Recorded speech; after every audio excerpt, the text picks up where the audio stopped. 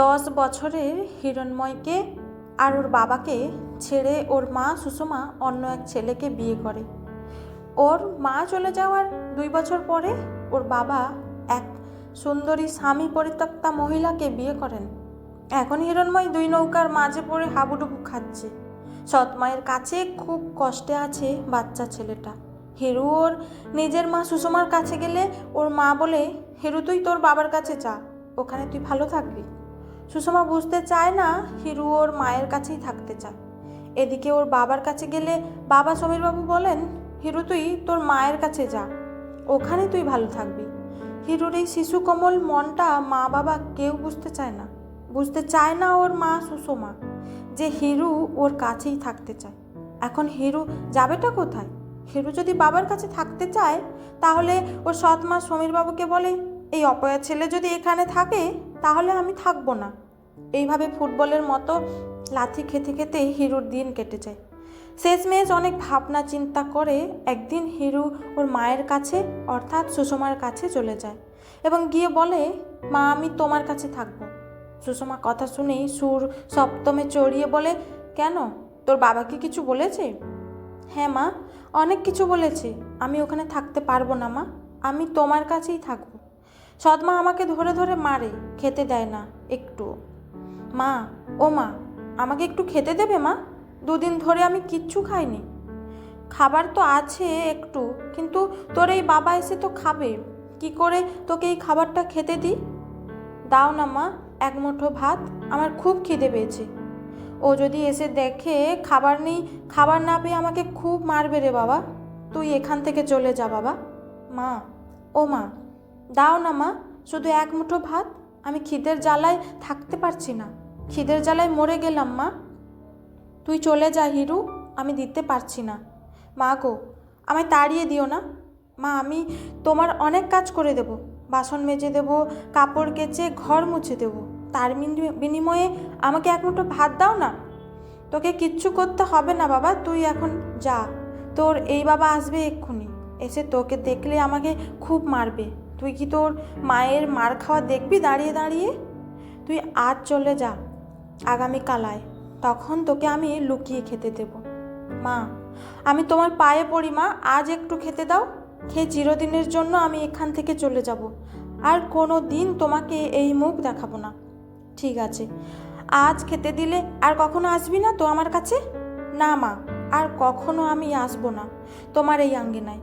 এরপর হিরুর মা কিছু একটা ভেবে 1 মুঠো ভাত নিয়ে আসে হিরুর জন্য। সুষমা বলে, তাড়াতাড়ি খা, খেয়ে এখান থেকে চলে যা। হিরু ভাত দেখে খুব খুশি হয়। যখনই হাত বাড়িয়ে ভাতের থালা নিতে যায় তখনই ওর সৎ বাবা এসে সুষমাকে বলে, তোমাকে কতবার বলেছি এই ছেলে যদি এখানে আসে তাহলে আমি তোমাকে রাখবো না। এটা বলেই হিরুর ভাতের থালায় লাথি দিয়ে ফেলে দেয়। সুষমা তার বর্তমান স্বামীকে বোঝাতে চাইছেন যে ছেলেটা 2 দিন ধরে কিছু খায়নি, খুব খিদে পেয়েছে, আজ এক্ষুনি খেয়ে চলে যাবে, আর কখনো কোনো দিন আসবে না। কিন্তু তিনি কোনো কথাই শুনতে চান না। বলছেন, তোর এই অজাত কুজাতের পা তার দায়িত্ব আমাকে নিতে হবে? তাই তো ভাবি এত খাবার কোথায় যায়। তুই এখন থেকে চলে যা, সন্তান জন্ম দিয়েছ, সেই সন্তানের দায়িত্ব পালন করতে পারবে না? এটা কি আমার দোষ বলো? সুষমা কোনো উত্তর দিতে পারে না। হিরু চলে যায় আর যাবার সময় বলে, মা গো, আমি আর কোনো দিন তোমাদের কাছে আসবো না এবং আমার বাবার কাছেও যাব না। আমি থাকবো, আমি বেঁচে থাকবো, আর দূর থেকে তোমাদের প্রতি লক্ষ্য রাখবো। যদি কখনো দেখি আমার মা আমার বাবা কষ্টে আছে, আমি ঠিক আমার মতো করে মা বাবাকে ভালো রাখার চেষ্টা করব। দুঃখ আমার এখানেই, মা সকলের একটা মা একটা বাবা থাকে, আমার বয়সী সকলে এই বয়সে খেলাধুলা করে স্কুলে যায়, আর আমার দুটো মা দুটো বাবা থাকতে আজ আমাকে খিদের জ্বালায় তোমাদের কাছে ফুটবল হয়ে লাথি ঝাঁটা খেতে হচ্ছে। তোমরা সকলে ভালো থেকো, আমি আসি মা। মাকে এবং সৎ বাবাকে প্রণাম করে হিরু স্থান ত্যাগ করে। তারপর হিরু হাঁটছে আর ভাবছে কোথায় যাবে, কি করবে। এইভাবে পথ চলতে চলতে ক্লান্ত হিরু পথের পাশে বটের ছায়ায় বসে বিশ্রাম নিতে নিতে ঘুমিয়ে পড়ে।